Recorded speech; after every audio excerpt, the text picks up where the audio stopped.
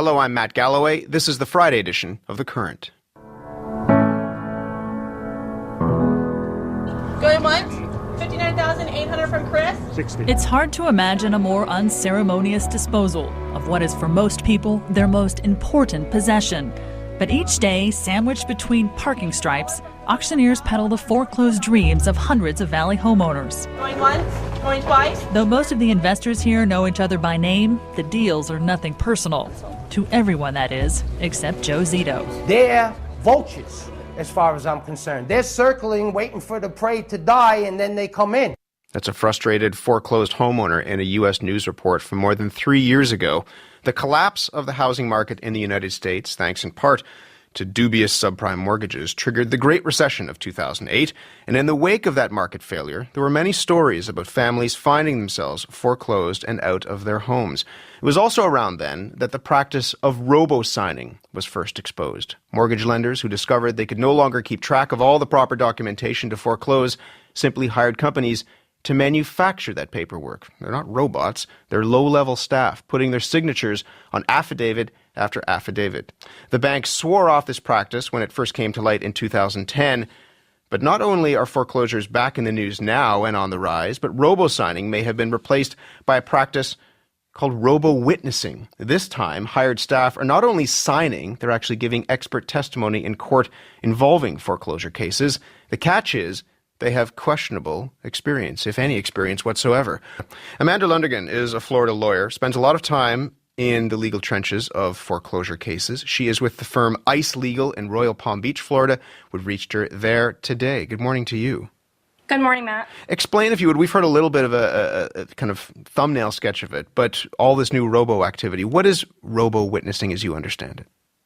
Yeah, it's really been a shift in the last couple of years. They've moved away from the affidavits when they got caught red-handed. But the same quality of employees that the bank was utilizing to execute their affidavits are now the employees who are coming into court and testifying live about the same things. Who owns this mortgage? How much money is owed? And it's interesting to hear Lynn's description of these people because that's the same experience we've had.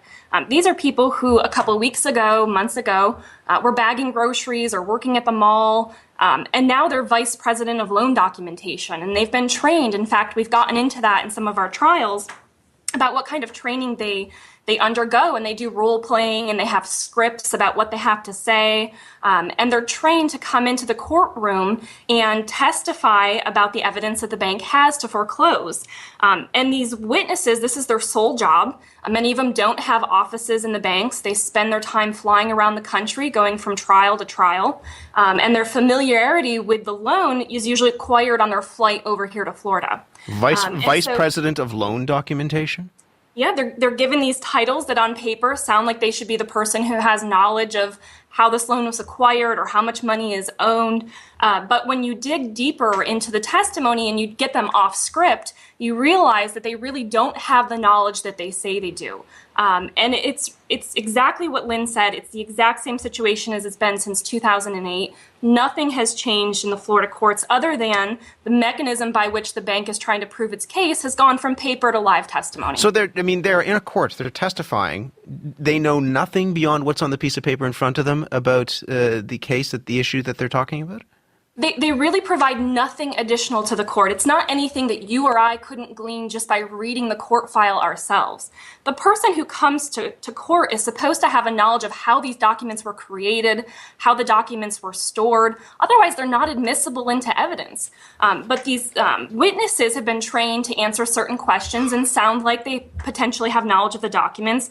But as soon as you start digging deeper and asking them about, how they were created, ask them to verify the numbers. They can't verify the numbers. They don't know where this loan came from and who was the previous owner in the chain or how they acquired it or when they acquired it. They really just don't have any of the knowledge, and that's undermining our legal system. How quickly does it collapse when you start to cross-examine them? It collapses very quickly. The unfortunate part is the majority of foreclosure cases go undefended. There's nobody on the other side appearing, or at least no counsel appearing to dig deeper and cross-examine these witnesses. And so while there may be at any given day 50 trials set in front of one judge, there may be only 2 or 3 that are contested. And so that's only 2 or 3 of those witnesses who are cross-examined and the level of their knowledge exposed. And so for the bank, it's always an odds, a numbers game. If they can get 99% of them pass through and 1% of them is contested, that's still a good day for the bank.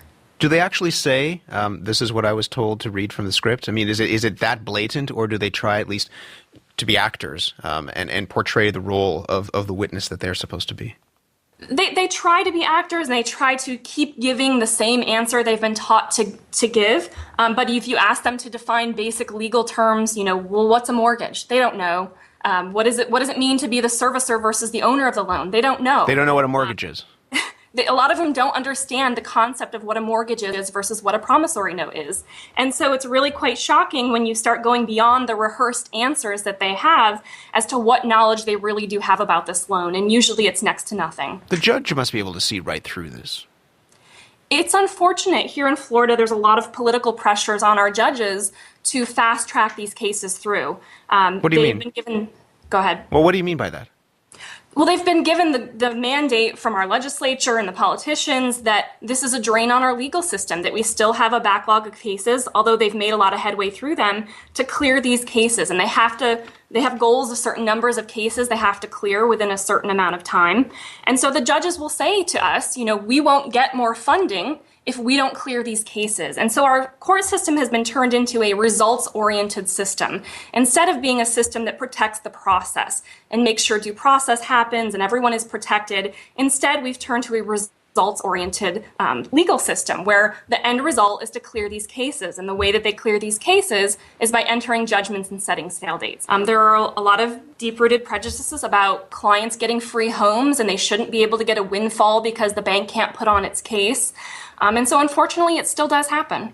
As a lawyer, what's it like for you to encounter this? It's very disheartening. I'll say I'm still a young attorney. I've only been practicing for about 5 years. And I think all of us came into the profession wanting to believe that our legal system had certain protections and procedures in place.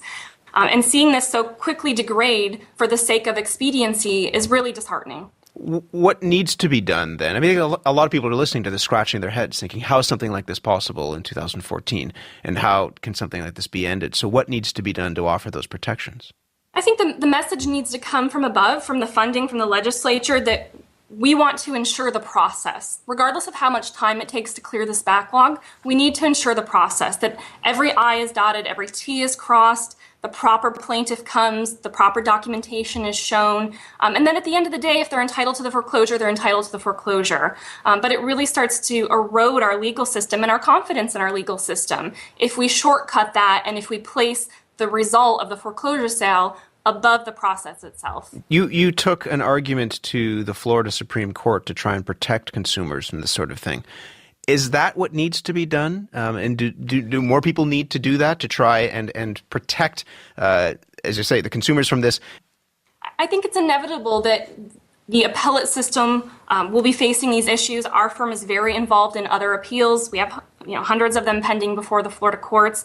And I think that's inevitable because I think we have our trial judges who are in the trenches every day, and a lot of them don't know what to do with these cases. And so we look to the appellate courts to give some guidance on this. And so I think that's what does need to happen. There unfortunately are not enough attorneys out there challenging these rulings in front of the appellate courts. But I think we are looking for guidance from the appellate courts and potentially from the Supreme Court again on what do we do with this situation and how do we ensure the process. And if it disappears, will there be a robo something else down the road?